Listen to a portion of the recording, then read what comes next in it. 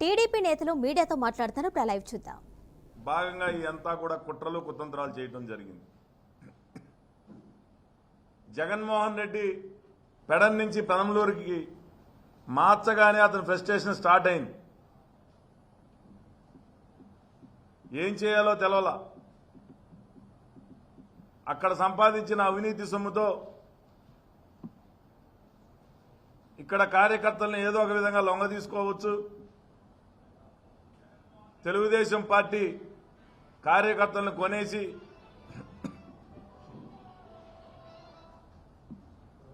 ఏదో ఒక విధంగా అక్రమాలు చేసి గెలవాలనే ప్రయత్నం మొదలుపెట్టాడు. ఎక్కడా కూడా తెలుగుదేశం పార్టీ కార్యకర్తలందరూ కూడా ఎంతో పట్టుదలతో ఎంత ఆశ చూపించినా ఆశపడకుండా తెలుగుదేశం పార్టీకి కష్టపడి పనిచేశారు. ఈరోజు అతని ఫ్రస్ట్రేషన్కి నాకు సీటు కొంత జాప్యం జరిగినప్పుడు బాణాసంచా కాల్చడం జరిగింది. సీటు ప్రకటించగానే స్వీట్లు పంచడం అంటే ఏంటి? ఇది ఒక మైండ్ గేమ్.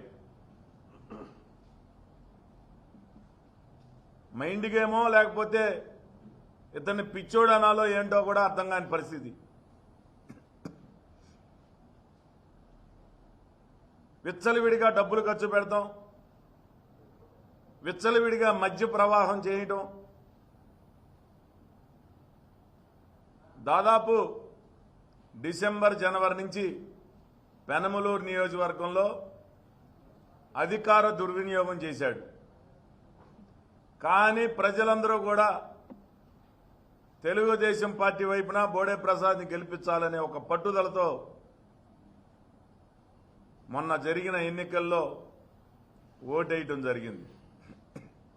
ఓడిపోతున్నాను అని చెప్పి తెలిసి మైలవరం నుంచి కానీ పెడన్ నుంచి కానీ పటమం నుంచి కానీ రౌడీ షీటర్లను వెంటబెట్టుకొని అతని అనుచరులను వెంటబెట్టుకొని మొన్న కానూరులో కానీ పెనమలూరులో కానీ దౌర్జన్యాలకి దిగటం జరిగింది. కానూరులో ఒక నాయకుడు కులం పేరు పెట్టి కమ్మ కార్పొరేషన్ చైర్మన్ అంట.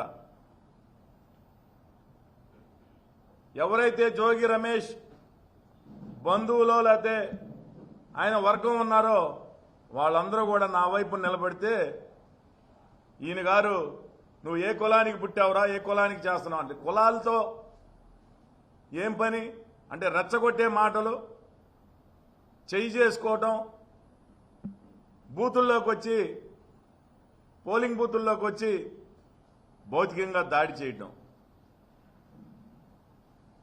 అక్కడి నుంచి మళ్ళీ పోరంకి రావడం జరిగింది. ఇవన్నీ కూడా గమనిస్తానే ఉన్నాం. నువ్వు కానూరులో పెద్ద ప్రస్తావేం కాదు. మైలవరం నుంచి నువ్వు తీసుకొచ్చిన రౌడీలు ఎవరైతే పాషా, అలాగే బట్టా అనిల్, పటమం నుంచి కొత్తపల్లి రాజశేఖర్,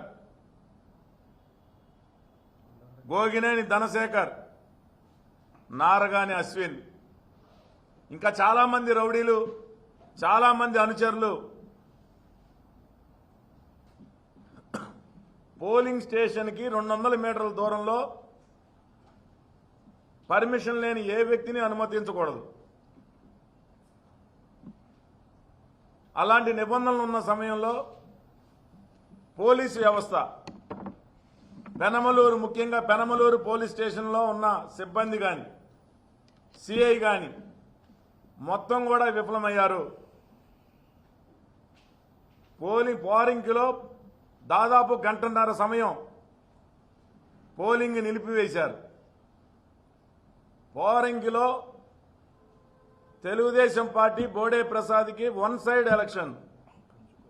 కంచుకోట, తెలుగుదేశం పార్టీ కంచుకోట. ఏదో ఒక విధంగా అక్కడ ఓటర్ని భయపెట్టి పోలింగ్ స్టేషన్కి రాకుండా చేయాలనే ఆలోచనతో గేటు లోపలేమో పర్మిషన్ లేని వ్యక్తులతోటి గంటన్నర నిలబడ్డాడు. గేటు బయట సుమారుగా 100-150 మందితోటి రౌడీలను తీసుకొచ్చి పోలింగ్ స్టేషన్కి వచ్చే ఓటర్లందరినీ కూడా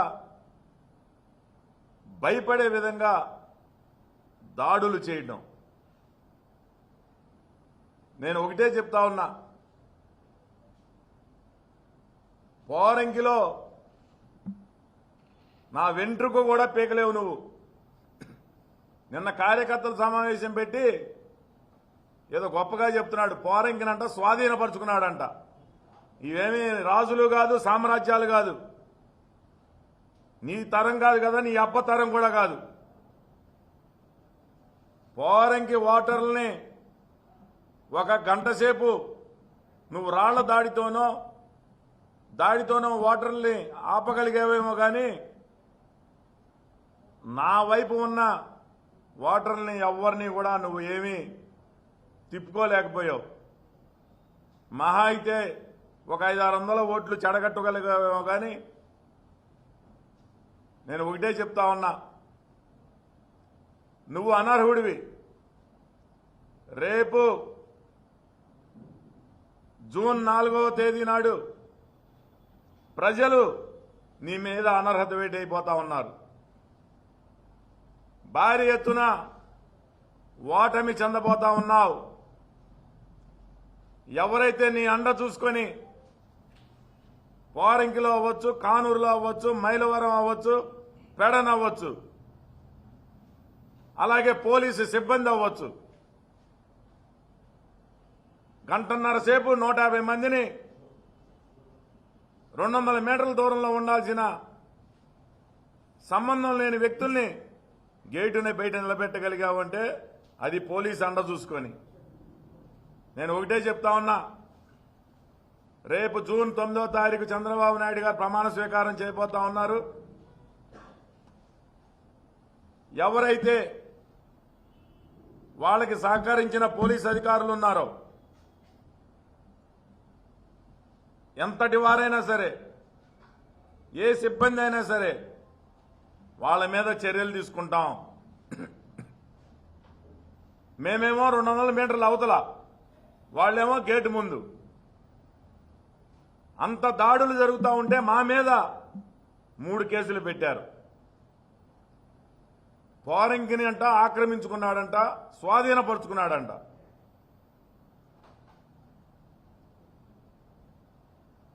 రేపు ఎన్నికల ఫలితాల తర్వాత మళ్ళీ ఇక్కడ అడ్రస్ ఉండవు, ప్యాకప్ చేసుకుంటావు. నువ్వు వలస పక్షివి.